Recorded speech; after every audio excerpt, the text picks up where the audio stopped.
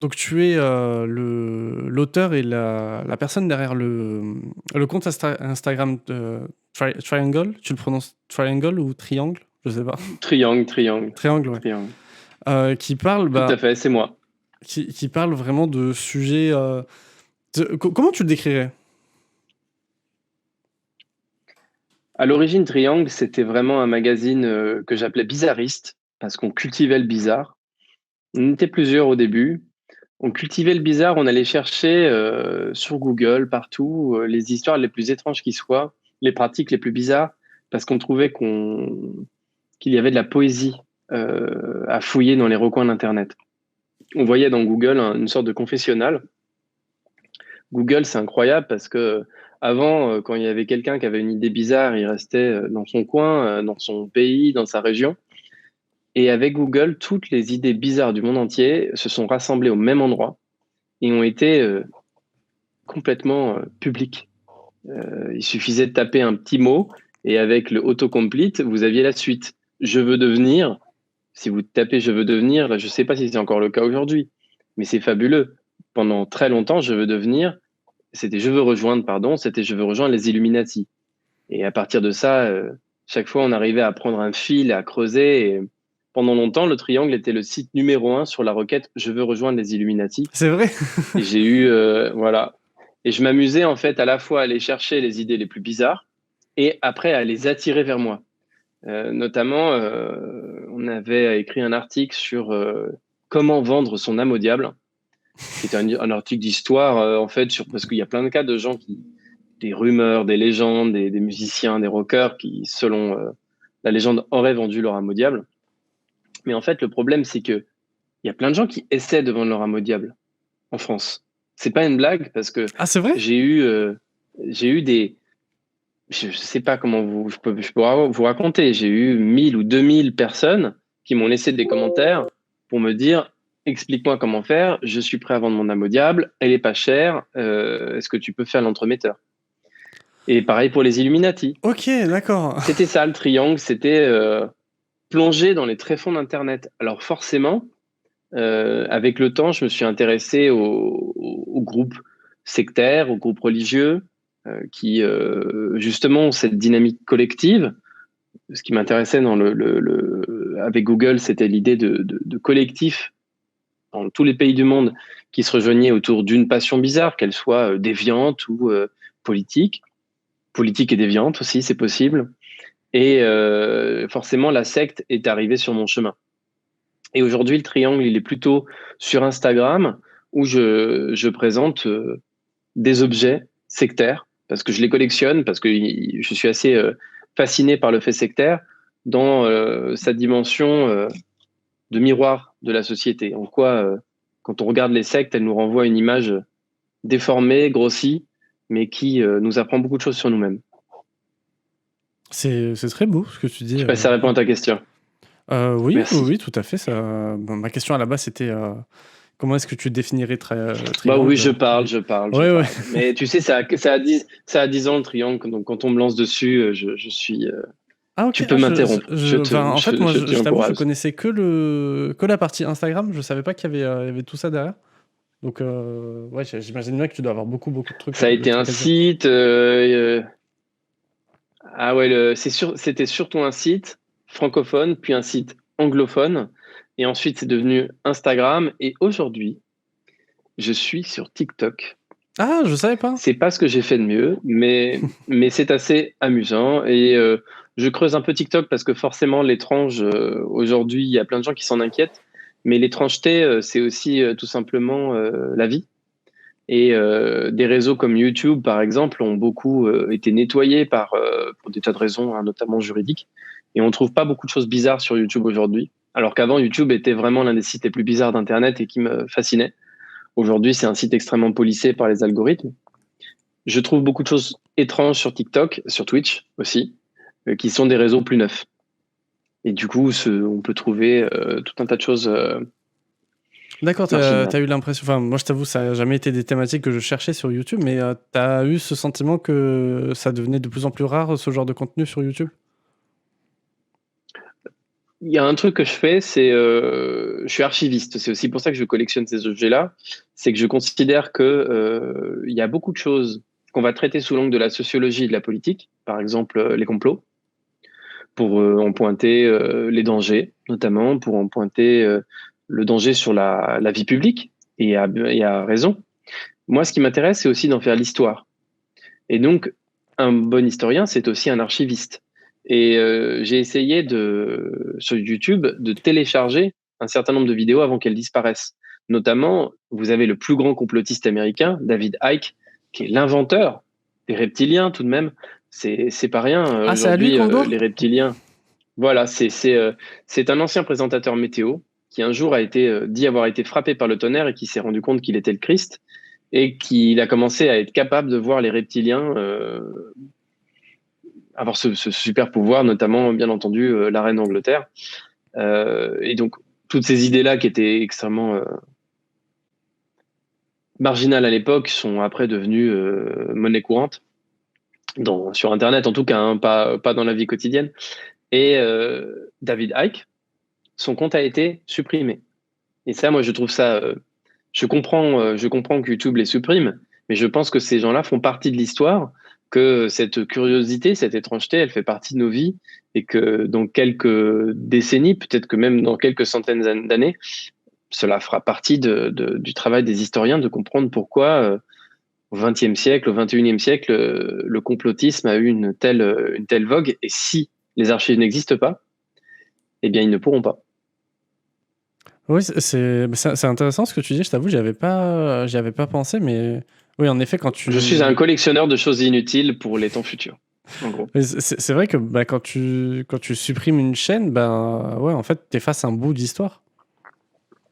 Totalement, et c'est absolument. Moi, j'ai téléchargé de façon même parfois préemptive des documents, des tas de chaînes qui n'existent plus. Bon, j'ai téléchargé l'intégrale de Sylvain Durif, mais pour l'instant, il n'a pas été effacé.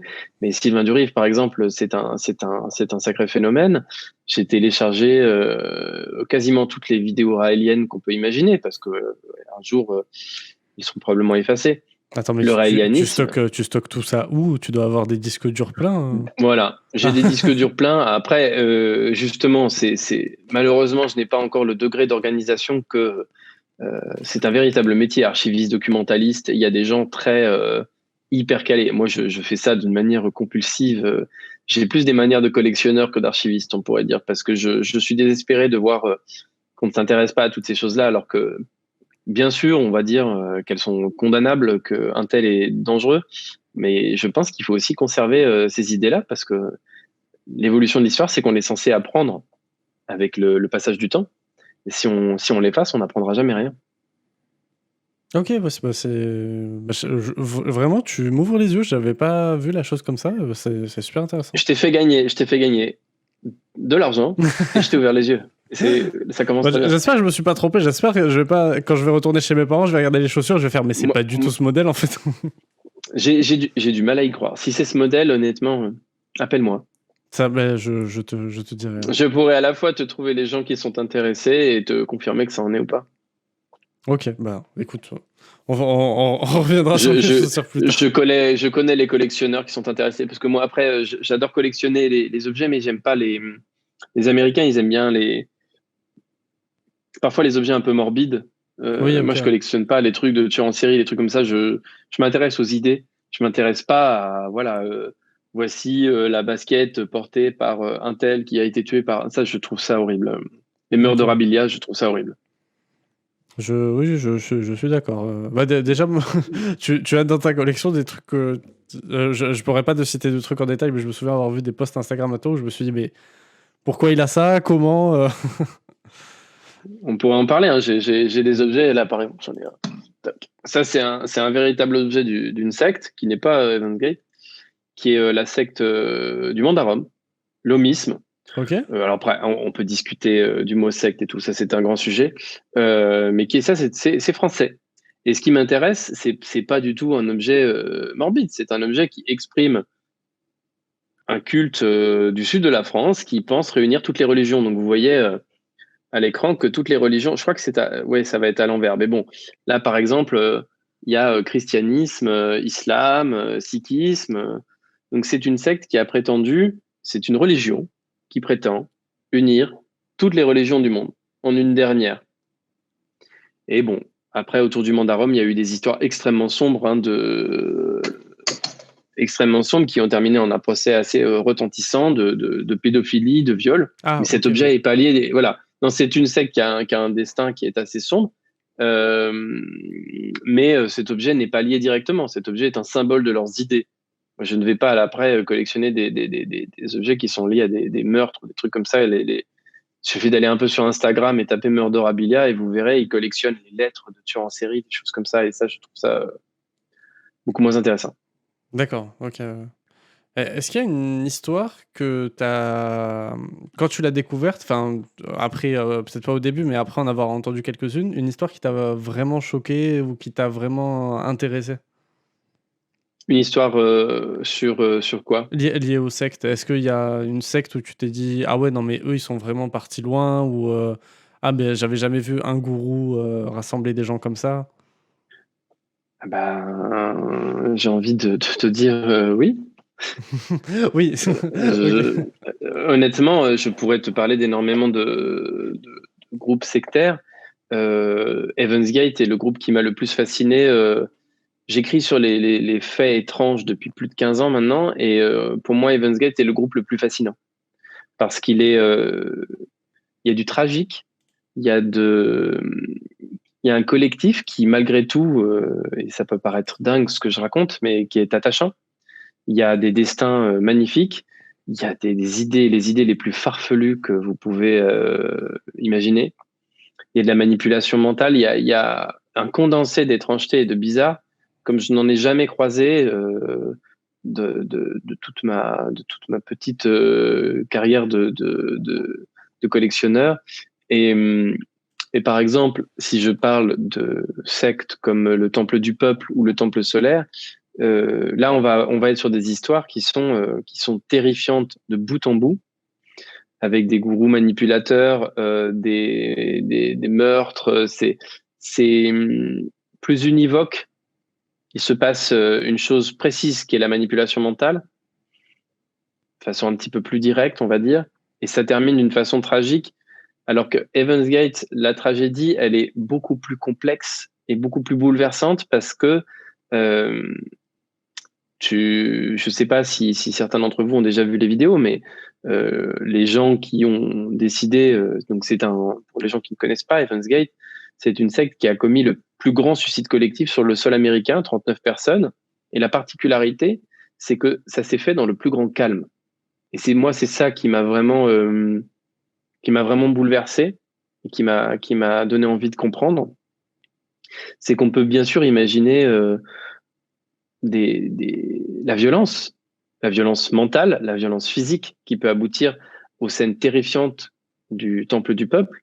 Donc vous avez peut-être vu les images, hein, c'est des parterres et c'est des milliers de personnes, c'est 900 personnes pour être précis, pardon. C'est 900 personnes, des centaines de personnes qui sont sur le sol empoisonnées dans un chaos. Evans Gate, c'est 39 personnes qui sont tranquillement allongées, comme si elles s'étaient endormies. Elles ont un sac de voyage sur le côté. Elles ont en effet un drap mauve sur le haut du corps, des baskets toutes neuves. Elles ont un uniforme qui ressemble à un uniforme de la série Star Trek.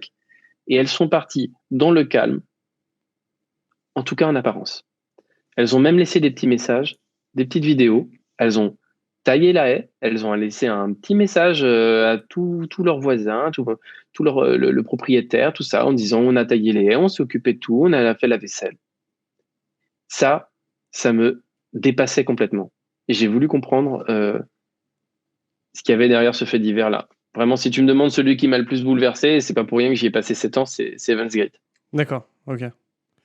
Et enfin, ce dont tu parlais de, j'aimerais revenir un peu là-dessus sur l'aspect calme. Enfin, en fait, j'ai du mal à comprendre en quoi est-ce que ce suicide collectif est plus calme qu'un autre. Donc, on est en. Je crois que c'est en 74, mais je vais peut-être dire des bêtises. On est dans la forêt au Guyana.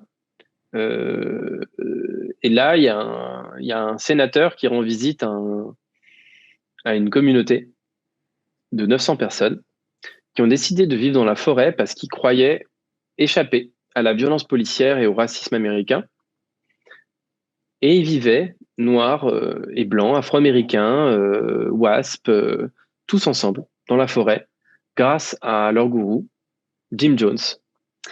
Et ce sénateur, il est venu vérifier que ces citoyens américains vivaient dans la paix, qu'il n'y avait pas une anguille sous roche. Sauf que Jim Jones était un des pires manipulateurs qui soit. Il avait étudié les techniques d'Hitler, notamment, pour manipuler les gens, sa gestuelle. Il avait même analysé la novlangue de 1984.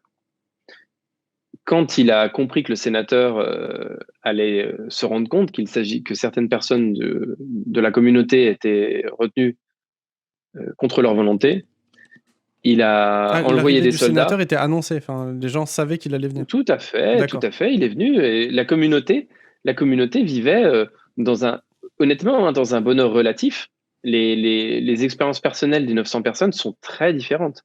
Il y avait des gens qui étaient torturés et il y avait des gens qui vivaient, honnêtement, il y a une personne notamment qui s'appelle Laura, j'ai oublié son nom de famille, mais qui a continué toute sa vie après de rejoindre des groupes utopiques par-ci par-là et qui continuait de dire qu'elle a vécu au Guyana l'expérience la plus belle de sa vie.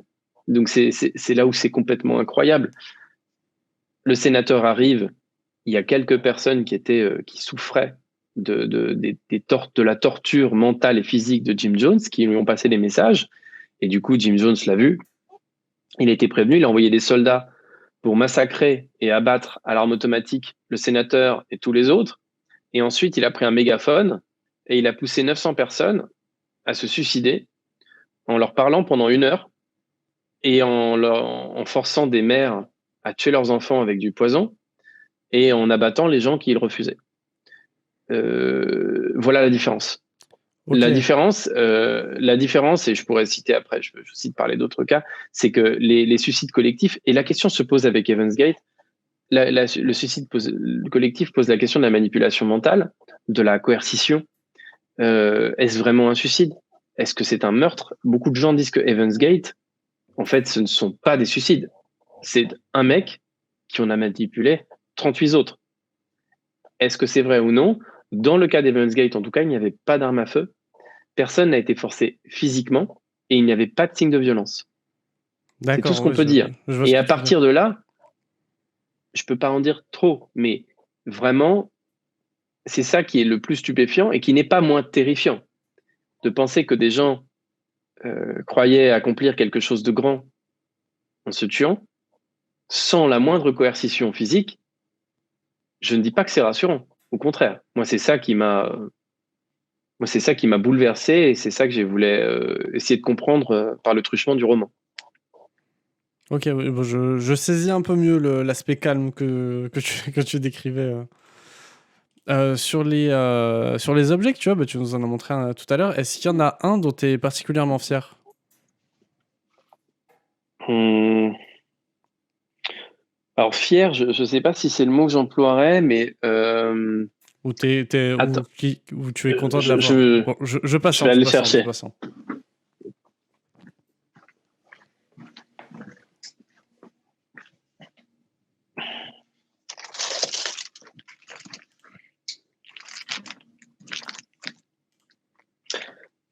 Hop. C'est un objet qui a l'air de rien. J'en ai plusieurs, hein. C'est un objet qui a l'air de rien puisque c'est un livre. Ok. C'est un livre de Jacques Vallée. Jacques Vallée, je ne sais pas si tu as vu Rencontre du troisième type. Ça me dit quelque chose, mais non, j'ai pas vu. C'est pas loin d'être le meilleur film de Spielberg, je te le recommande. C'est son livre c'est un de ses films sur les extraterrestres, puisque Spielberg est obsédé par les extraterrestres depuis toujours. Il a fait E.T., il a fait des séries sur les extraterrestres, il a fait La Guerre des Mondes. Jacques Vallée, c'est un grand ufologue, tellement célèbre. Ufologue, c'est ceux qui étudient les ovnis, qui étudient les extraterrestres. Et les ovnis, c'est-à-dire les phénomènes non expliqués dans le ciel. Les extraterrestres étant ceux qui potentiellement expliquent ces phénomènes. Mais je ne vais pas me lancer dans l'ufologie, c'est tout un sujet. Jacques Vallée est si célèbre qu'il a inspiré un personnage de Rencontre du troisième type de Spielberg qui a été interprété par François Truffaut, le réalisateur des 400 coups, qui était lui-même un passionné d'extraterrestres. Jacques Vallée, donc passionné d'OVNI, commence à se rendre compte que dans les années 70, il y a des groupes d'apparence sectaire qui, au lieu de parler de Dieu, de religion, parlent des extraterrestres. Et lui, ça l'interpelle, parce que lui, c'est un ingénieur, c'est quelqu'un qui a notamment eu un rôle dans la création d'Internet, c'est une sommité, c'est un scientifique avec un esprit peut-être différent, un peu excentrique, mais c'est un scientifique. Et il se dit comment c'est possible, quelle est la force qu'il y a derrière tout ça. Il part étudier ces groupes-là. Et il en fait un livre qui s'appelle Messenger of Deception, où il analyse les sectes ufologiques, qui sont aussi, il y en a encore aujourd'hui, il y a les Raéliens notamment. Et il écrit sur un passage sur Heaven's Gate. À l'époque, Heaven's Gate s'appelle pas Heaven's Gate, a un autre nom, on n'a encore rien fait de criminel. On est, je crois, en 1978 ou 1977. Il écrit le livre. Sauf que Heaven's Gate apprend qu'il y a un livre qui parle d'eux. Alors, ils l'achètent, ce livre. Ils le lisent, ça les intéresse. Et ils continuent leur petite vie. Et ils vont déménager plusieurs fois. C'est une secte qui est nomade. C'est une de ses particularités. Jusqu'au jour où elle se sédentarise. Et ce livre reste dans leur bibliothèque pendant toutes ces années. Lors du suicide collectif, ce livre est dans leur bibliothèque. Parmi des centaines de livres, j'ai toutes les références, si un jour ça intéresse quelqu'un, des livres de la bibliothèque d'Heaven's Gate, puisque un homme va quasiment tous les acheter. Tout ce qui est dans la maison d'Heaven's Gate va faire l'objet d'une énorme bataille. Les exemplaires qui étaient dans la maison à ce moment-là, ou il va acheter des... Il va acheter tous les livres que Heaven's Gate avait achetés, dont Messenger of Deception. Ok. Et donc, ce mec-là, j'ai oublié son nom, mais c'est quelqu'un qui n'a pas particulièrement célébrité, mais j'ai appris son existence en fait par sa nièce. Parce que cet homme-là, il a été retrouvé mort dans une ruelle avec un papier dans la poche qui indiquait exactement l'endroit où on l'a retrouvé mort. Je n'invente rien. Moi, il s'avère que dans mes recherches, je tombe sur sa nièce, parce qu'elle n'avait jamais entendu parler d'Heaven's Gate, mais elle a hérité, parce que aussi dans la poche de ce monsieur, il y avait un papier où il y avait un ticket de caisse d'un endroit, vous savez, les storage qu'on voit dans les films américains. Ce mec-là, il avait tout entreposé, toutes ses affaires dans un storage. Elle ouvre le storage et là, il y a plein d'affaires d'Heaven's Gate, de livres d'Heaven's Gate. Et là, elle se met à les vendre, ces livres, sur Instagram. et voilà. Donc ce livre-là, il était dans la bibliothèque d'Heaven's Gate lors du suicide collectif. Et on va dire, c'est un petit peu morbide, mais moi j'étais fasciné par le fait que ce livre-là ait intéressé la secte. Et je voulais voir s'il y avait des annotations. Je voulais comprendre pourquoi la secte s'était intéressée à ça. Et je pense que ça l'a beaucoup intéressé. Parce que c'était des gens très curieux. Et pour preuve, c'est pas des gens qui n'avaient qu'un seul livre dans leur maison. Ils en avaient des milliers. Attends, mais c'est incroyable. C'est un truc de fou. J'en ai d'autres comme ça. Mais celui-là, c'est vrai que... Comment, pardon ? Non, mais j'ai d'autres objets de ce genre, mais c'est vrai que celui-là, l'histoire est fou, l'histoire est folle, et j'essaye actuellement de discuter avec cette nièce pour... Il y a un mystère. Mais j'en ai jamais parlé. Il est mort, donc j'en ai jamais parlé, donc j'en parle maintenant chez toi, Ryan. Vas-y. Mais il y a un grand mystère, parce que cet homme-là, il s'avère que il était un peu fou. On pense qu'il était un peu fou. Mais il a complètement arrêté de parler à sa famille, ce fameux monsieur qui a racheté le livre. Et on a retrouvé des tickets, il a fait toutes les villes préférées de la secte, parce que la secte avait des villes un petit peu familières. Et je crois qu'il a été retrouvé lui-même à Houston, qui était la ville de naissance du gourou de la secte. Et cette nièce essaye de comprendre, Elle essaye de motiver d'ailleurs la police américaine. Elle réfléchit à engager un détective pour essayer de comprendre ce qui s'est réellement passé et pourquoi un homme peut être retrouvé mort à l'endroit même indiqué par un plan. Était-ce un rendez-vous? Mais un rendez-vous avec qui? Je continuerai de discuter avec elle, même si bon, moi, je ne mènerai pas l'enquête personnellement, mais si un jour elle a des informations, je serai sur la piste. Mais on sait pas de quoi il est mort. Il est mort. Moi, le problème que j'ai avec elle aussi, c'est qu'elle n'aime pas taper à la machine. Enfin, elle n'aime pas taper sur son téléphone. Donc elle te fait des vocaux. Donc j'essaye. Voilà, c'est ça. Et surtout, il faut que j'organise un Skype avec elle pour avoir plus d'informations. D'accord, ok. Mais genre tout ce que tu m'as dit là, tu l'as appris par elle. Ouais. Ok, d'accord. Mais la vente de tous ces livres a été un petit événement. Alors, il y a une sphère sur Instagram des gens qui collectionnent les objets d'Evans Gate. Euh, c'est vraiment une niche, hein, vous imaginez bien. Oui, Mais j'imagine bien que. et je suis clairement le seul Français à collectionner ce type de choses. Ah ouais, tu penses. Enfin, tu es sûr d'être le seul en France? Non, je suis pas sûr. Ah Et ok. si quelqu'un d'autre le fait, qui m'appelle, ça m'intéresserait beaucoup de discuter avec lui. Mais à l'heure actuelle, c'est vrai que je n'ai jamais rencontré quelqu'un qui avait cette curiosité-là. Je sais qu'il y a, mais je suis certain que oui, en réalité. Mais moi, je les connais pas mais j'aimerais beaucoup discuter avec des gens qui ont cette curiosité. Ouais, j'imagine bien quand on a une passion bien précise, on aime bien la partager, partager avec d'autres gens. Oui, et puis voir ce qu'ils ont pourquoi pas. Moi, je pense vraiment que il y a à la fois l'aspect historique. Moi, j'aimerais beaucoup qu'un jour un historien ou un sociologue me contacte et pouvoir mettre ce que j'ai à sa disposition, parce que j'ai plein de choses. Et puis, je pense que c'est nécessaire pour avertir contre le risque des dérives sectaires, parce D- que pour moi, elles sont bien présentes. D'ailleurs, j'avais une petite question là-dessus. Après, on va enchaîner avec la partie où on va pas plus parler de ton livre et ton processus d'écriture. Est-ce que c'est, enfin, quels sont les profils, pardon, des gens qui rejoignent les sectes? On a un peu le cliché de se dire c'est des gens faibles, isolés, etc. Est-ce que dans tes recherches, tu as vu que c'était avéré ou pas du tout?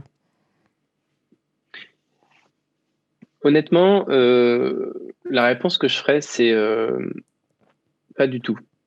D'accord. Si vous avez déjà, tout le monde a des rêves, tout le monde a de l'idéalisme, euh, tout le monde a forcément un talon d'Achille.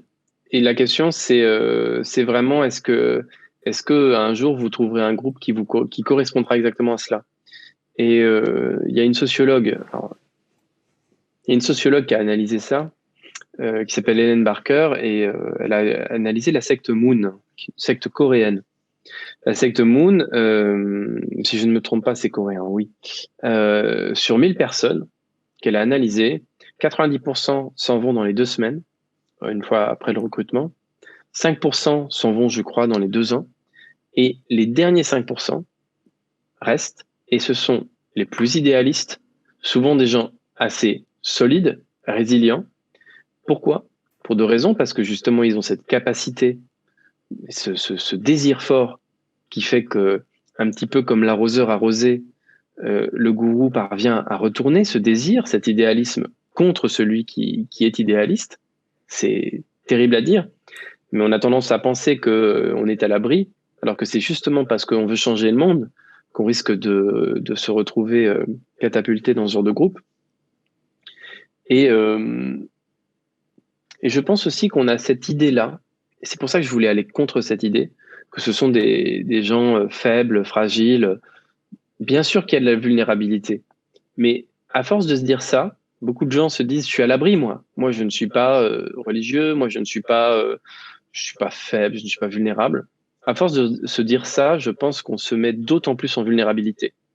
Je pense à force de croire que ce sont les idiots qui rejoignent ce type de groupe, euh, on se croit supérieur, mais justement, c'est une illusion dont il faut se débarrasser parce que la secte japonaise, cette fois-ci, Aum Shinrikyo, recrutait quasiment uniquement parmi les élites de la société japonaise, des jeunes qui avaient fait des études brillantissimes, qui étaient en recherche d'un idéal qui dépassait le matérialisme des années 80 japonaises, cet idéal de salariman. Ils voulaient en sortir, ils voulaient faire quelque chose de positif, de bien. Eux, ils croyaient en l'amour, ils croyaient en la paix entre les peuples, dans le bouddhisme. A priori, c'est pas un profil auquel vous auriez nécessairement pensé. Vous auriez peut-être pensé à des gens pauvres, acculés. Et un autre exemple de cela, c'est Steven Hassan, qui est vraiment un ponte de la lutte contre les sectes. Pourquoi un ponte? Parce qu'en plus, il était recruteur pour la secte Moon. Ah, Et d'accord. il raconte que ses instructions et son expérience, c'était au contraire de recruter des gens forts. Parce que dans la secte Moon, il voulait pas des faibles. Donc, je pense que ça, c'est un préjugé dont il faut se débarrasser. Et c'est la raison pour laquelle, moi, justement, c'est une des choses que je voulais détruire. Ou en tout cas, détruire. C'est un peu fort. Je dirais que c'est quelque chose que je voulais examiner à travers le roman. Quand on entend parler d'Heaven's Gate, on nous dit toujours, OK, 39 tarés qui se sont suicidés, bon débarras. Franchement, c'est ce que j'entends, c'est ce que j'ai entendu aux États-Unis, c'est ce que j'entends souvent. Pourquoi est-ce qu'on parle de cette histoire? C'est des zinzins. Pour le romancier, forcément, c'est intéressant. On se dit, il y a quelque chose qui se cache derrière cette espèce de supériorité qu'ont les gens qui méprisent les adeptes de cette secte notamment. Et moi, je voulais, à travers la narration, à travers le roman, les faire vivre et voir si véritablement, dans les faits et dans leur vie intérieure, c'était des idiots, des faibles, tatati tatata. D'accord. Oui, ouais, t'as voulu voir ce qu'ils étaient avant. Ouais. Ouais, bah, ouais, ça devait être intéressant comme recherche. Ce qui était passionnant, c'est que du coup, j'ai rencontré des survivants, enfin, je les ai rencontrés. Ils n'ont pas voulu me rencontrer physiquement. J'ai discuté avec eux numériquement. C'est une secte qui est très sur le monde digital. C'était la première secte de l'âge Internet. Ils avaient même une agence digitale. Ils maîtrisaient le HTML avant l'heure. Donc c'est une secte de geeks, honnêtement. Ok. Et ah oui, complètement. C'est une secte de geeks. Et la première fois que j'ai réussi à contacter, la deuxième fois que j'ai réussi à contacter un survivant, il signait tous ces messages. May the force be with you. Donc Ah ouais? honnêtement, tout à fait. Ils étaient obsédés par Star Trek et Star Wars, notamment par la science-fiction. Donc, mais ça, on pourrait plonger dans la théologie de cette secte la plus bizarre du monde. Mais vraiment, ce que j'ai voulu faire, c'est, bon, il y a ce fait divers extraordinaire, complètement fou. Mais ce que je voulais, c'était vraiment comprendre les gens. Et pour cela, le roman est vraiment le meilleur instrument. Je voulais essayer de voir qui ils étaient réellement. Donc à la fois, oui, à la fois leur identité, leur origine et leurs sentiments, et de voir comment ils avaient évolué. Parce que quand on s'élance dans cette aventure-là, est-ce qu'on cède à un penchant? Est-ce qu'on se laisse aller? Ou est-ce qu'au contraire, on part à l'aventure? Et ce que j'ai découvert, c'est que la plupart des gens et la plupart de mes personnages, vraiment la façon dont j'ai voulu raconter, c'est que pour eux, c'est une aventure, c'est l'une des plus grandes aventures de leur vie. Et c'est comme ça qu'ils le vivent. Et c'est comme ça que je le raconte. Parce que ce que j'ai voulu faire, c'est raconter ça du point de vue des adeptes. Et ça ne veut pas dire raconter ça du point de vue d'adeptes qui détestent le groupe, mais au contraire de ce groupe-là, c'est de raconter ça du point de vue d'adeptes qui sont dedans et qui le vivent. D'accord. Il me vient une question. Je sais pas si je vais suivre les questions que j'ai prévues, mais en fait, tu dis des choses tellement intéressantes, je préfère rebondir dessus plutôt que garder ma trame. Merci. Est-ce que en rédigeant ce dont tu me parles, tu as en tête le fait que tu pourrais glorifier la chose et tu pourrais peut-être donner envie à des gens de rejoindre un mouvement. Est-ce que c'est quelque chose à laquelle tu penses ou est-ce que tu te dis en lisant, les gens vont faire la part des choses entre l'histoire et le réel? Alors, je veux pas qu'ils fassent la part de choses entre l'histoire et le réel, parce que c'est un roman réel. Oui, pardon, oui, ça s'inspire de faits réels. Je l'ai romancé, mais mon premier souci, ça a été l'exactitude. C'est pour ça que ça a été très long. Je l'ai romancé avec le plus de prudence, le plus de délicatesse possible. J'ai vraiment essayé de faire en sorte d'être le plus proche du réel. Il n'y a rien de gratuit dans ce livre. Euh, sur la question de la glorification, finalement, tu poses la question de la morale. Euh, on a cette idée aujourd'hui que tu citais tout à l'heure. Les adeptes des sectes sont des idiots et moi, je suis à l'abri. Et pour casser ça, je pense qu'on ne peut pas faire un roman qui simplement montre des idiots rentrer dans une secte et finir par se tuer. Je pense pas qu'on peut montrer ça.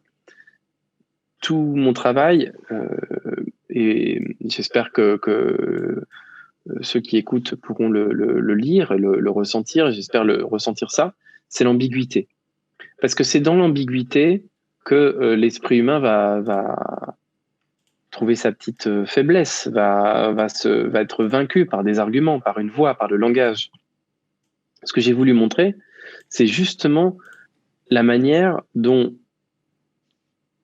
le mal se présente comme quelque chose de parfaitement banal. C'est pour ça que je parlais d'une aventure. C'est que quand on voit, là, c'est le visage du gourou. Hein, d'ailleurs, j'ai l'exemplaire d'époque du Times. Bien sûr qu'il est terrifiant. Mais vous vous doutez bien que quand les adeptes l'ont rencontré, il n'avait pas ce visage.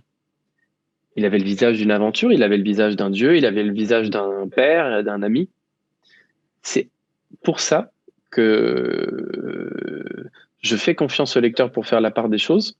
Et c'est le récit lui-même qui, je pense, les mènera à faire la part des choses entre, ce qu'il y a de terrifiant dans cette secte et les adeptes qui, eux, pour certains, vont vivre des aventures qui peuvent aussi les mener à évoluer.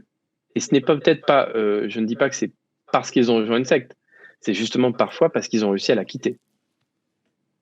D'accord.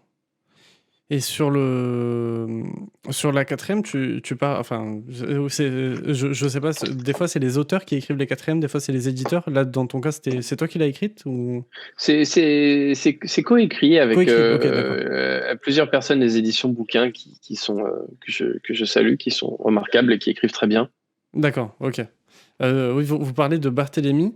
Est-ce que le livre est écrit de son point de vue ou est-ce que il y a plusieurs points de vue qui sont évoqués parmi C'est un, les adeptes? c'est vraiment le point de vue principal. C'est D'accord. vraiment le point de vue principal, c'est le personnage. Il y a un côté roman noir parce que forcément c'est un thriller, on essaie de comprendre ce qui s'est passé.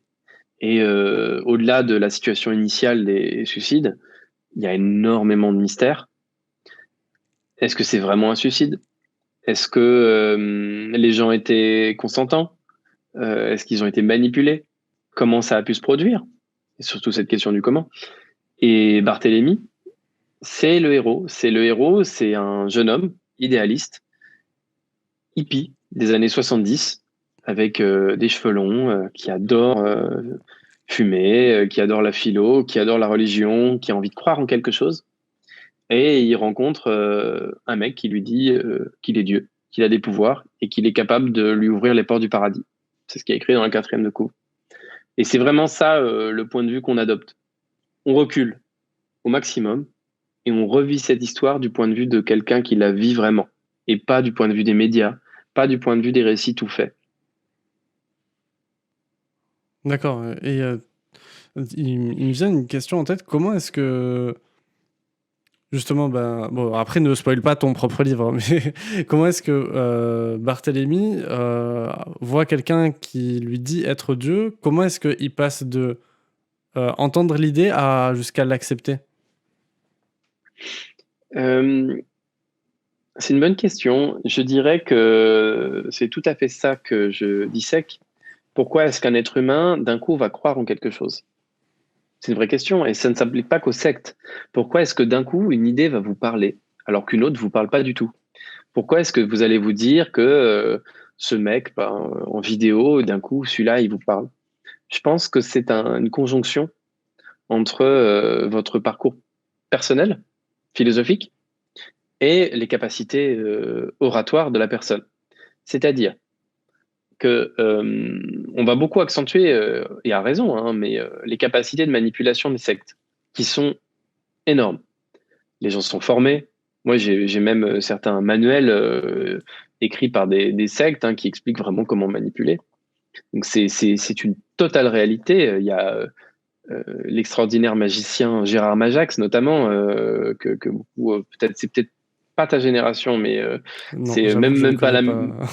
même pas la mienne, mais c'était le magicien, on va dire, des années 60, des années 60-70, qui est un magicien qui est allé dans plein de sectes et qui allait montrer les techniques de manipulation qui sont en réalité parfois même empreintes de magie, de prestidigitation.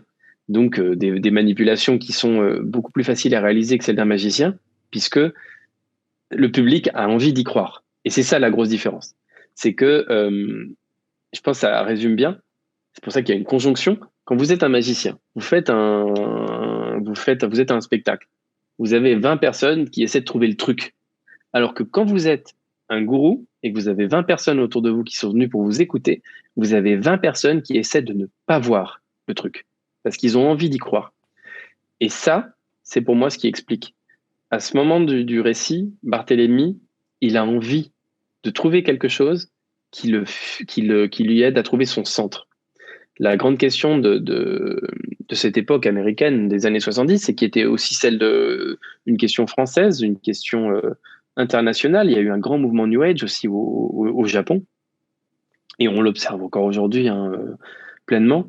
C'est que l'écroulement des grands récits monothéistes et politiques, l'écroulement des grandes idéologies a fait que beaucoup de jeunes se sont mis à se chercher.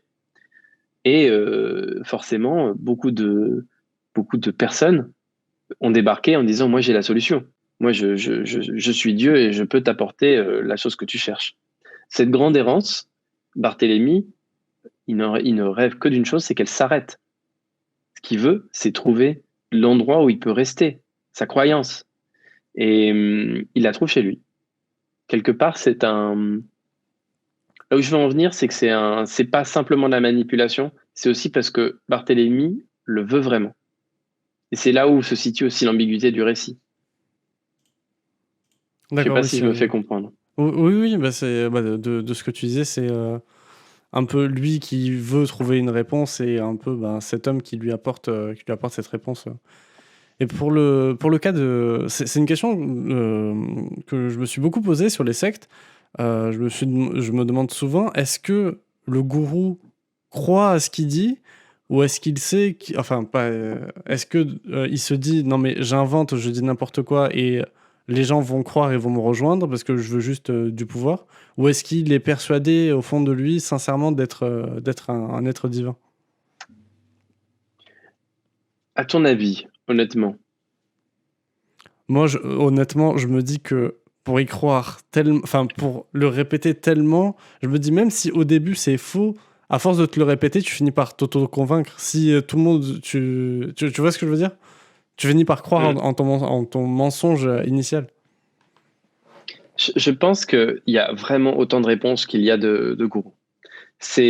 On a avec des gens comme Dean Jones des opportunistes. On a avec, par exemple, Evans Gate, des cas beaucoup plus complexes où honnêtement, je pense que, et là je ne voudrais pas spoiler, divulgacher mon récit, mais on a des gourous qui ont une illumination et tout indique qu'ils y croient vraiment. Et c'est là où il y a quelque chose d'extrêmement troublant, c'est qu'il y a un effet de miroir, un effet de parallélisme entre les adeptes et les gourous. Les gourous ont simplement à un moment assumé d'être des dieux, mais c'est pas forcément une position très confortable pour eux. C'est une source de souffrance aussi. C'est une source de doute. Donc je pense qu'on pourrait dire qu'il y a les gourous qui y croient, les gourous qui n'y croient pas, et les gourous qui finissent par croire dans les choses qu'ils racontent. Et il y a un autre phénomène très fréquent, c'est les gourous qui finissent par plus avoir le choix. Et ça, c'est un grand classique. Euh, on va dire que quand un gourou a promis pendant des années que l'apocalypse allait avoir lieu, au bout d'un moment, quand il a fixé la date une dizaine de fois et que ça s'est pas produit, il est emmerdé. Et au bout d'un moment, devient lui-même le jouet de ses adeptes. Et ce sont ses adeptes, pour les conserver, il est obligé de continuer à mentir. On a le cas avec le Temple solaire, on a le cas avec Charles Manson. C'est un cas célèbre. Des théories sur ce qui s'est passé. Alors moi, je suis pas un expert là-dessus, donc il y a peut-être des gens qui pourront me corriger. C'était Mais le gourou de la secte The Family, c'est ça? Si je dis pas de bêtises. Charles Manson, c'est l'un des pires tueurs américains, mais celui qui n'a jamais tué personne. C'est celui qui a tué Sharon Tate et sa famille. Sharon Tate, enceinte, qui était la femme de Polanski, pardon. C'est le gourou qui est dépeint dans le dernier film de Tarantino. C'est un des plus célèbres tueurs américains, sauf qu'il a jamais tué personne. Il a toujours envoyé ses sbires. Et au bout d'un moment, il leur racontait des trucs, il leur racontait des trucs, il leur racontait des trucs. Et il était obligé de les nourrir. Il était obligé, pour les garder, il était obligé de leur raconter d'autres trucs. Et le gourou devient piégé par tous les mensonges qu'il a racontés. Et ça concerne un peu tous les gourous. Comme un peu un... Le gourou, c'est un mythomane, alors que l'adepte est un joueur. L'adepte, il a tellement investi, il a mis tout son argent dans une promesse, et du coup, il peut plus s'arrêter. C'est un biais qu'on appelle le biais de coût irrécupérable. C'est un biais qui fait que quand un joueur il a déjà dépensé 1000 euros dans le loto, il se dit bon bah là, prochain, vu que j'ai mis 1000 euros, les 10 prochains euros, c'est sûr, je gagne. Et ben, c'est un peu comme ça que ça fonctionne pour lui. D'accord, oui, je vois. Ouais, bah, vraiment c'est trop intéressant. À chaque fois, j'essaie de rebondir, mais je suis tellement en train d'analyser ce que tu viens de me répondre que du coup, je perds un peu le fil de mes pensées. Après, je suis pas un expert du phénomène sectaire, hein. Moi, je renverrai avec plaisir vers on va dire des gens plus sérieux. Je suis romancier, je suis pas un expert. Je renverrai vers Arnaud Esquer qui a écrit La manipulation mentale, qui est vraiment un livre absolument remarquable et très critique que je recommande. Je renverrai récemment vers Le Nouveau Péril sectaire, hein, qui est un livre qui est sorti chez Robert Laffont, qui est passionnant sur justement les nouvelles sectes et la façon dont elles effacent beaucoup de frontières qu'il y avait auparavant entre les groupes sectaires et les groupes qui ne le sont pas. C'est un sujet qui me passionne parce qu'on peut trouver du langage sectaire dans un club de gym. Mais voilà, je suis pas un expert, hein, je tiens à le préciser. Et si vous voulez des experts, il faut aller plus vers le champ des sciences. Ok, bon. Bon, je pense que t'en sais plus que moi et les gens qui vont nous regarder et nous écouter. Ah mince, oh, j'avais une question que j'avais pas préparée mais qui était intéressante. Ah oui, quand comment ça s'appelle, dans la promo du livre, j'avais vu que tu avais passé 7 ans à faire des recherches sur Evansgate. Est-ce que tu savais que tu allais en faire un roman à un moment ou pas? Non, Ok.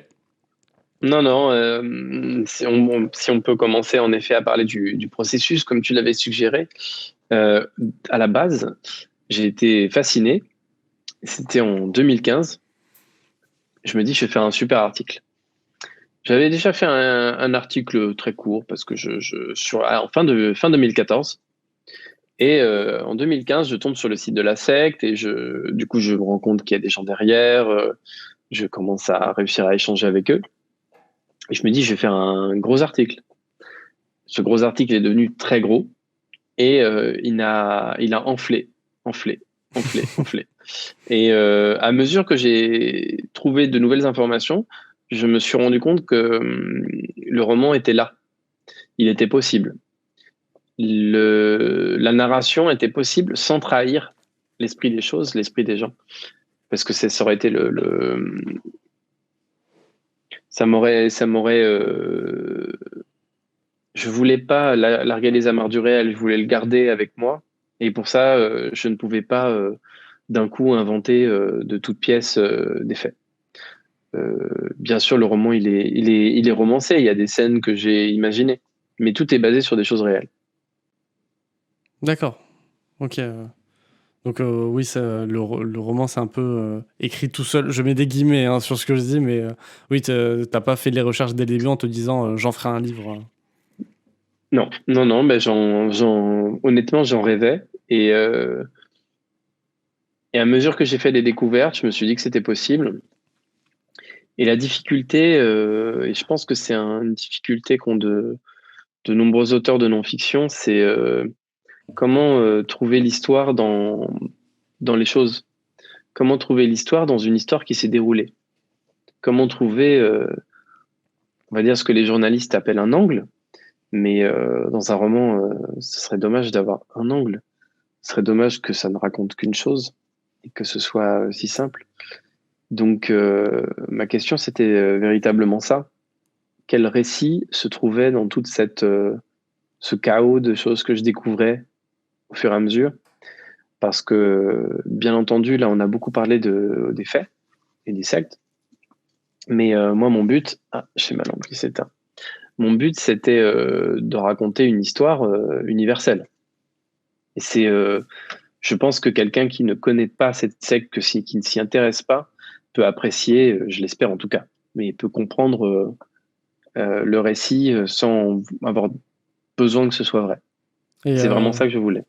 comment est-ce que tu as fait justement pour choisir le point de vue le point de vue par lequel tu allais raconter ton histoire? C'est pour le choisir aussi, je peux pas tout dire. Je peux pas tout dire, mais D'accord, pour le ok, ok. choisir, il y a une chose que je peux pas dire et que peut-être certains comprendront à un moment donné, en ayant lu le livre, bien entendu, mais ce serait dommage de vous le dire. Euh, je dirais que le point de vue, il est venu de cette rencontre entre deux romans. Il y avait le roman noir, le thriller, le mystère, et il y avait le roman de formation. Et donc, je voulais un personnage qui soit pur, qui soit simple, qui soit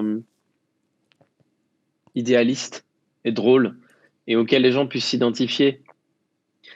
J'ai un petit peu d'écho, je sais pas si tu as enlevé ton casque Ah, ou... pardon, attends, c'est moi, c'est moi. Ouais, je t'en prie, mais j'ai l'impression d'entendre Attends, un ouais, écho dans une t'as salle en raison, marbre. je vais mettre mon casque, excuse-moi. Donc c'est ça, j'ai choisi mon point de vue vraiment pour Est-ce que tu m'entends toujours? avoir un personnage, ouais, je t'entends très bien, avoir un Ok. personnage aussi qui soit un peu un personnage de loser. Un personnage, Barthélemy, c'est vraiment quelqu'un qui est presque agaçant tellement il rate tout. Il a tout raté alors qu'il a des idéaux immenses. Il rêve de choses stratosphériques et au début du livre, il vit sur le canapé de quelqu'un qu'il connaît à peine dans une petite bourgade paumée. Et il se dit qu'il va jamais réussir à garder sa petite amie dont il est éperdument amoureux parce qu'il est trop nul et que elle c'est une battante et qu'il se dit ça va pas tenir. Et je trouvais ça génial de me dire, je crois savoir que toi tu aimes beaucoup les récits où le personnage, tu es un écrivain de fantasy, tu aimes les récits où le personnage s'améliore, il devient plus fort, parce qu'il Oui, oui, s'affirme. Et il y a ça aussi, bon, je suis pas un connaisseur, mais dans les shonen, dans tout ça, dans la culture japonaise. Euh, Moi, ce qui m'intéressait aussi, c'est qu'un personnage de loser s'affirme en vivant une aventure qui, de son point de vue, est une aventure extraordinaire, qui va le faire s'affirmer, le faire devenir un conquérant, de le faire devenir un héros. Et le lecteur sait, au contraire, qu'il est en train de faire tout le contraire. Il est en train de s'affirmer dans la pire circonstance qui soit, puisqu'il s'affirme dans la secte, des pires sectes américaines. Et est-ce que ce passage à l'âge adulte, est-ce qu'on peut véritablement, à travers une telle adversité, devenir un adulte, construire sa vie? Parce que c'est ça l'objectif de tout un chacun, c'est quand même de pouvoir construire sa vie. C'est vraiment ça que le roman interroge. Est-ce que il va être trop détruit? D'accord, c'est une réponse très complète sur ton choix de point de vue, c'est hyper intéressant. Il m'est venu une question, on fait une petite parenthèse sur ton livre. Enfin, non, je crois que c'était. Bah, en fait, ça a été avec le Covid, il y a eu une. Enfin, c'est une corrélation, je sais pas, je dirais pas que c'est une conséquence ou quoi, mais il y a eu une montée des mouvements sectaires et beaucoup plus de consultations, tu sais, sur comment ça s'appelle, les recherches Google sur tout ce qui est astrologie, lithothérapie, toutes les croyances New Age. Toi, qu'est-ce que t'en penses? Est-ce que tu as une analyse là-dessus ou pas du tout? Une analyse sur cette résurgence? Oui. Ah oui, il y a une augmentation de 40% des saisines auprès de la Miviludes, qui est c'était l'organisation interministérielle. Maintenant, elle est sous la coupe du ministère de l'Intérieur. Euh, c'est euh, c'est pas sans précédent. Au contraire, c'est quelque chose qui se produit régulièrement. On a une tendance à penser que les sectes, c'est nouveau, ça date des années 80, mais il y a toujours eu des sectes. Euh, bon, c'est un vaste sujet. Je dirais que là, autour de la question sanitaire, forcément, tous les gourous dans tout genre se sont donnés à cœur joie. Mais ces gourous, ils étaient là depuis au moins 5 ans, depuis pas, pour certains même 10 ans. Ils avaient pignon sur rue, ils étaient même adorés, y compris parmi les élites françaises. Ce qui est stupéfiant, c'est qu'on ait attendu autant de temps pour s'en rendre compte. Et au-delà de la liberté de croyance, on rentre sur ces questions de santé dans la mise en danger d'autrui. Et c'est pour ça que je pense qu'aujourd'hui, il faut renforcer la lutte contre certains de ces acteurs quand ils sont sur les domaines de la santé, dans le développement personnel, ils sont très présents, et dans le domaine des finances. Parce Ah oui? que ça peut faire... Bah, tout à fait. La question, elle est vite répondue. Tu connais ce mec. Oui, oui, tout à fait. Et bah, derrière ce type-là, il y a une organisation tentaculaire, internationale, qui recrute des jeunes pour leur faire croire qu'ils vont devenir riches, euh, et qui a été épinglée par plusieurs sources dans le monde entier comme étant, on va dire, d'inspiration sectaire.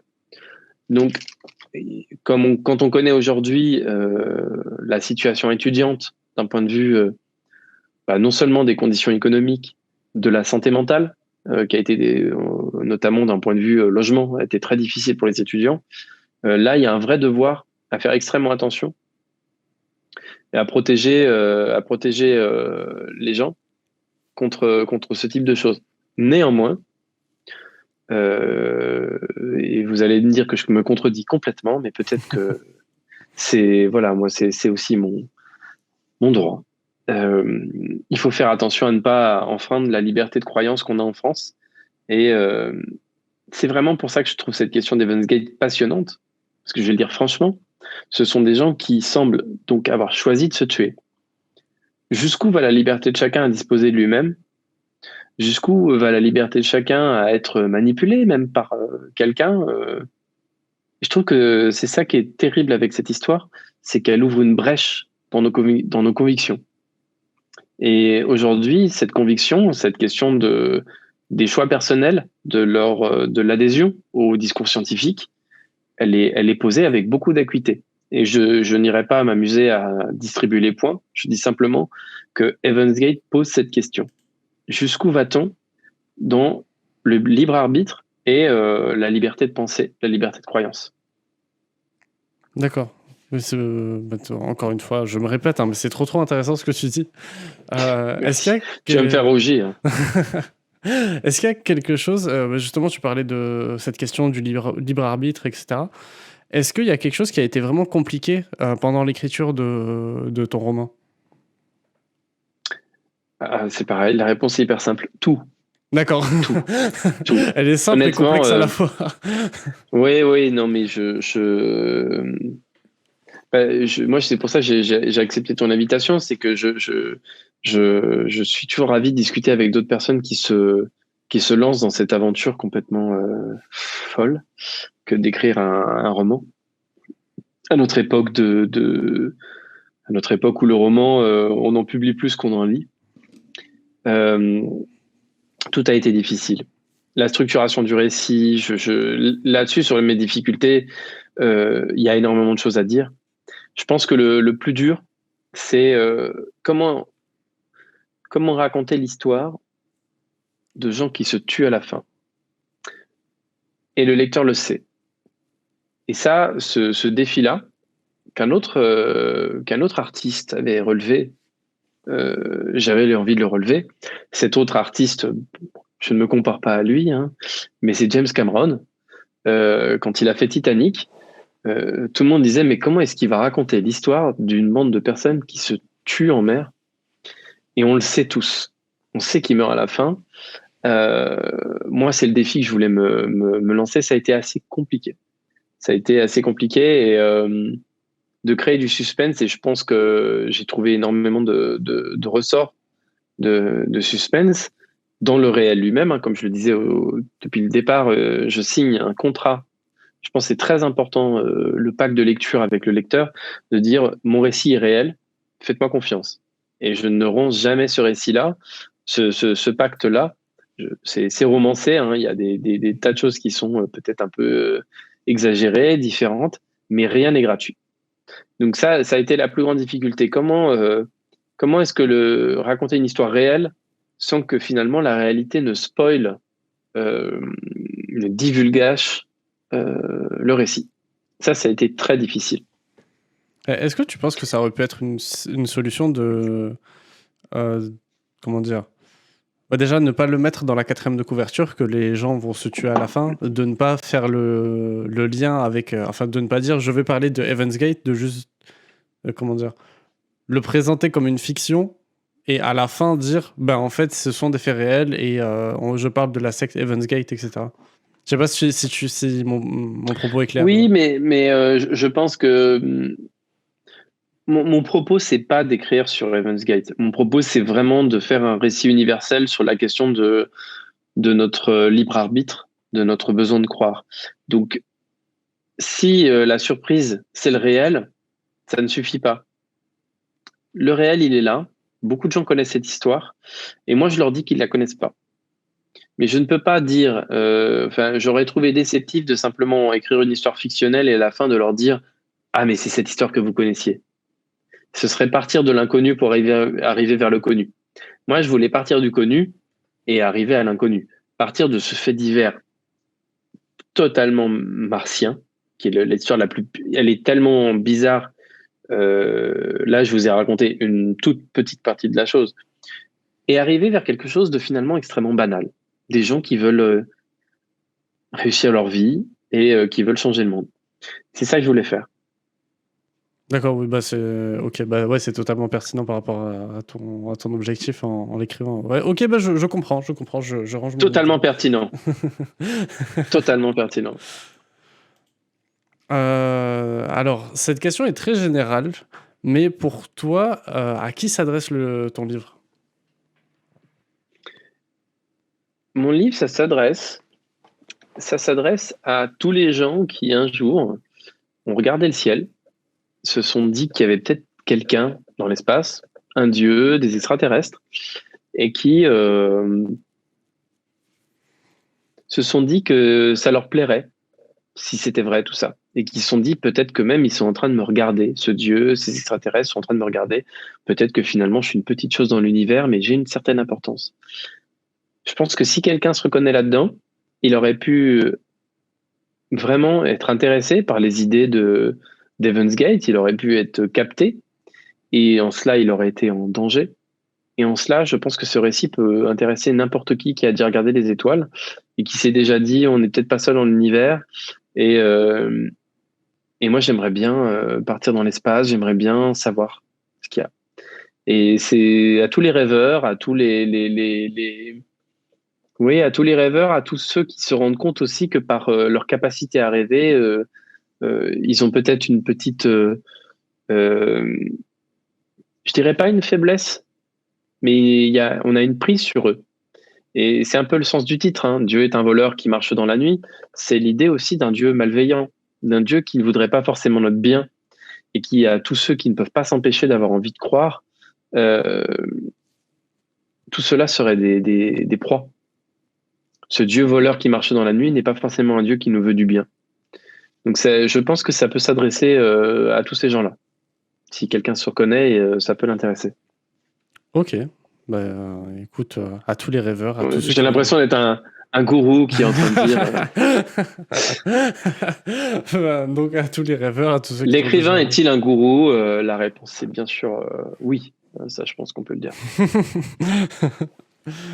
Je me demande s'il y a des gens, tu sais, qui croient à la magie d'Harry Potter, mais premier degré, tu sais, qui se disent non, mais je suis sûr, Poudlard ça existe et tout. Ah, attends, non, si tu me sors une anecdote là-dessus, je pète un plomb quand même. Je sais plus, mais quand je les collectionnais, je sais pas si je suis pas tombé là-dessus, parce qu'il y a plein de gens qui croient dans les séries télé, les films, Ah ouais. et bah oui. Bah attends, mais toi, ça te surprend pas, mais moi, je trouve ça ouf que quelqu'un pense si, que... mais bien sûr que ça me surprend, mais je me dis, par exemple, tu sais qu'il y a la religion Jedi, tu connais quand même. Alors, oui, mais il y a des gens qui Non, la mais pratiquent. vraiment. Ah non, bah non, Bien ça, sûr. je savais pas.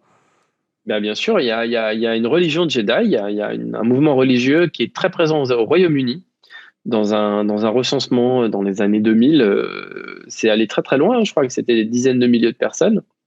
Et la religion Jedi, en réalité, pour certains, c'est une blague, et pour d'autres, c'est très sérieux. Il y a un Français qui s'appelle Alexandre Orion, que j'ai interviewé il y a des années, qui m'en avait parlé. Et d'après lui, Georges Lucas avait, à travers son travail, qui était un travail de narratologie, bon, il s'est très inspiré de Joseph Campbell, hein, le grand Oui, narratologue, oui. avait réussi à déterminer quelle était l'histoire suprême, l'histoire de l'humanité, l'histoire la plus profonde, l'histoire mythique, le monomythe. Et ce monomythe, pour les gens de la religion Jedi, c'est quelque chose qui nous guide tous, qui est au cœur de nos croyances. Donc, c'est marrant parce que, oui, ils aiment bien mettre des toges et jouer avec des sabres laser, mais ils ont un discours pas si débile. Et c'est pour ça que moi, ça me fascine. Alors, je souris pendant les réponses de Quentin, mais c'est pas du tout du jugement. Hein. Vraiment, je juge pas du tout ces gens, mais juste, je trouve ça incroyable qu'une œuvre, enfin, qu'ils partent d'une œuvre fictive et qu'ils arrivent à en dégager des dogmes et des principes de vie. Enfin, je trouve ça trop intéressant. Moi, je recommande la lecture du Royaume d'Emmanuel Carrère, qui est moi, je trouve un livre absolument remarquable. Le début est un peu long, un peu plus autobiographique, c'est un peu à la française, mais je trouve que c'est un livre absolument remarquable. Ça raconte la naissance du récit biblique. Et à partir de là, toute la richesse du récit biblique, c'est sa polyphonie, la complexité de son écriture, la complexité de sa traduction. Et il raconte vraiment la manière dont ce récit va transformer le monde, va transformer en tout cas le monde, mais très progressivement, en commençant par une petite zone, puis une autre ville, puis une autre ville, puis une autre ville, avec des gens qui vont de ville en ville en racontant ces histoires. Qu'est-ce que c'est qu'une religion? Ce sont des histoires qu'on raconte à quelqu'un. La religion, la plus grande religion du monde, hein, en tout cas une des plus pratiquées, est une religion qui s'est d'abord racontée. C'est des mecs sur des ânes qui montaient, qui traversaient le désert et qui allaient voir un type en disant « J'ai une bonne nouvelle à te dire ». La religion, c'est du langage. La religion, c'est de la fiction avant tout. Ça ne veut pas dire que c'est faux. Moi, je me lance pas dans cette question de vrai, faux. Ça regarde chacun d'entre vous. Mais la religion, c'est le début de la fiction. À la base, une fiction, c'est aussi une histoire dans laquelle on décide de croire.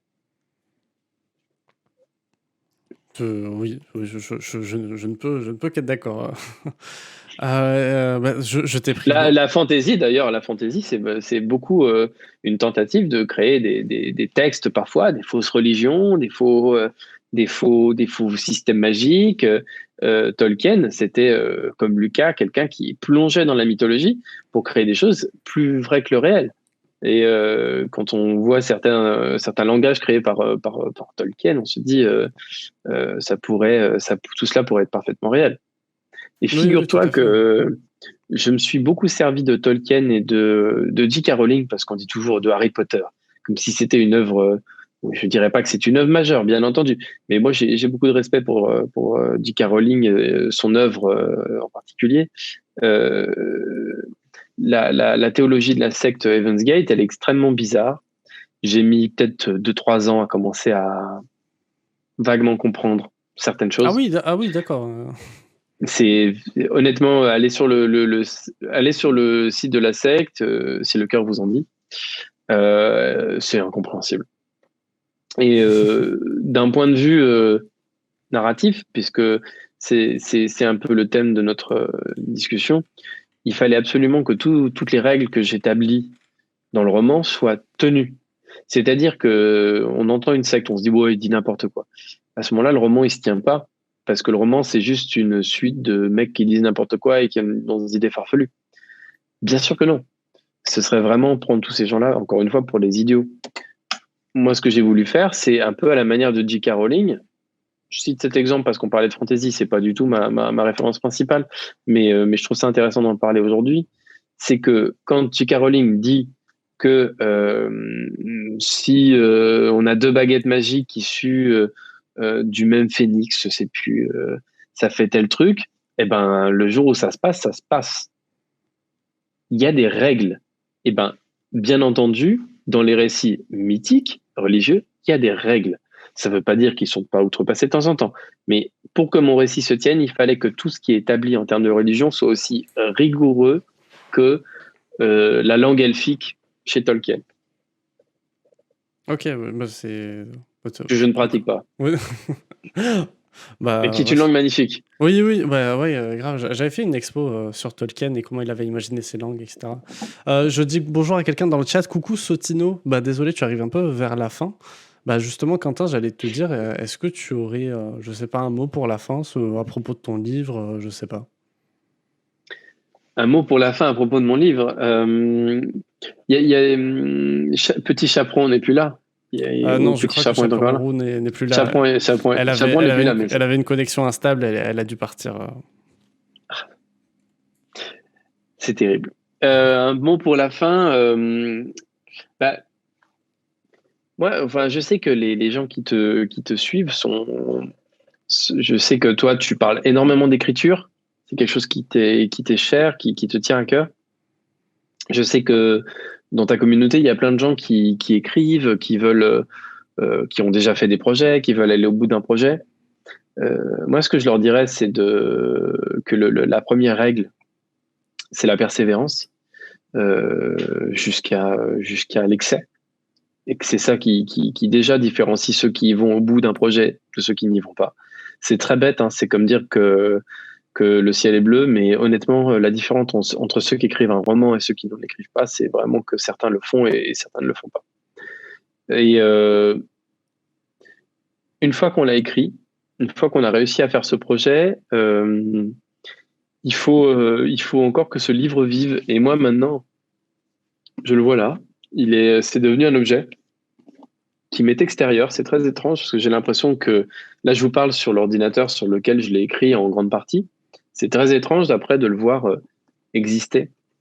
Ah Et je oui, dirais que excuse-moi, je te coupe, mais parce que je te rejoins, mais à 100% là-dessus. C'est vraiment hyper bizarre de d'avoir un livre qui est genre bah, sur ton ordi et dans ta tête. Et coucou monsieur, je dis bonjour au chat, hein, t'inquiète, je m'interromps pas tout seul. Coucou docteur Disrespect, très bon pseudo. Oui, d'avoir bah, ce livre qui est dans ta tête et sur un fichier Word, et puis d'un coup, bah, c'est un objet, genre tu peux l'avoir dans ta bibliothèque. Vraiment, je te rejoins totalement là-dessus, ouais. c'est vraiment fou cette sensation. Bah, c'est d'autant plus fou que je crois que c'est Valérie qui disait qu'une fois qu'un livre est publié, il n'appartient plus à son auteur. Et ben c'est vrai. Et moi, c'est pour ça que je suis content d'en parler, notamment aujourd'hui. C'est que j'espère que ce livre va avoir sa propre vie. Il y a quelque chose de l'enfantement, il y a quelque chose de la paternité, et j'espère qu'il va pouvoir vivre. Et là, on a beaucoup parlé de secte, et j'espère que justement, quand des gens le trouveront, peut-être chez un bouquiniste, ils verront, ils y trouveront quelque chose de vraiment personnel. Donc n'hésitez pas, si vous connaissez quelqu'un que ça peut intéresser, que ce récit peut intéresser, n'hésitez pas à lui en parler parce que maintenant il vole de ses propres ailes et j'aimerais beaucoup qu'il réussisse sa vie. Je suis comme un papa inquiet et j'ai envie qu'il trouve un travail. J'ai envie qu'il trouve un travail, j'ai envie qu'il trouve un compagnon, une compagne, j'ai envie qu'il trouve un logement, peut-être le vôtre. Excuse-moi, pardon, j'étais en train d'éternuer. Oui, le chat, je vous ai mis le lien du livre de Quentin dans le chat. Bah, vous pouvez vous le procurer, vous pouvez envoyer le lien ou l'offrir. Faites-le vivre, voilà. Faites-le vivre, faites-le s'épanouir. Pour le moment, il est encore un petit peu, voilà, il démarre. Mais s'il vous plaît, faites-le vivre, parlez-en. Et moi, je suis très content qu'on puisse se retrouver tous sur Twitch et se soutenir dans nos projets d'écriture, parce que c'est quand même une aventure absolument géniale. Et moi, j'ai hâte de recommencer. Bon, bah tant mieux. Bah, peut-être à une fois prochaine pour reparler des thématiques qui t'intéressent. Avec grand plaisir. Bah Avec grand écoute, plaisir. ce que je te propose... J'espère que je n'ai pas trop parlé, parce que je pars. Bah, quand j'interviewe des gens, je leur dis sentez-vous chez vous. Enfin voilà, vous parlez, voilà. Ça tombe bien parce que je suis chez moi. Donc, oui. Ça m'aide. Ce que je te propose, on dit au revoir à Twitch. Je me laisse juste 2 minutes pour aller prendre une petite pause et après je reviens dans Google Meet pour discuter avec toi. Est-ce que ça te va? Ça me va. Ça marche. Bon, bye bye. Merci Twitch. à tous, même si j'espère que Petit Chaperon va avoir une meilleure connexion. Je lui souhaite une bonne continuation. Parce que moi, j'étais très content qu'elle soit là, puis il y a une déception. C'est Twitch, ça arrive. Bye tout le monde. C'est terrible. Au revoir.